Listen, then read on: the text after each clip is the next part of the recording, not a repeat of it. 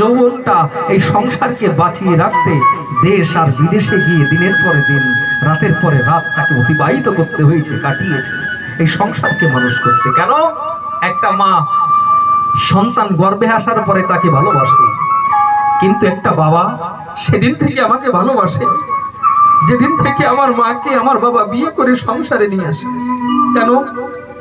আমার বাবা জানে আমি বিয়ে করেছি, দিন কদিন পরে আমার একটা সন্তান হবে, আমি সেই সন্তানটাকে খেতে দেব।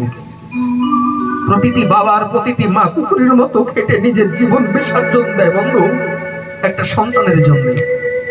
কিন্তু দুঃখের কথা কোথায় জানো? জমি জায়গা টাকা পয়সা গাড়ি বাড়ি সব ভাগ হয়, দলিল হয় জানতাম, কিন্তু দুঃখের কথা বিড়ম্বনার কথা আজকের দুনিয়ায় যে মা বাবাও ভাগ হয়, এই দুঃখ কি মেনে নেওয়া যায়? এক বাড়ি একই মায়ের সন্তান একই বাবার সন্তান, চারটে পাঁচটা, কিন্তু ভাগ করে দিচ্ছে তুই 2 মাস খেতে দিবি আমি 2 মাস খেতে দেবো।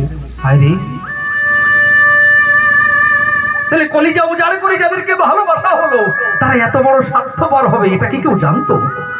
তাই আমার গানের বল মা, মানুষ বড়ই স্বার্থপর রে, বড়ই স্বার্থপর, ওরে বুকের মাঝে জায়গা দিলে যতন কইরা ভাঙবে রে অন্ত, পিতা মাতার চাইতে আপন এই ত্রিজগতে না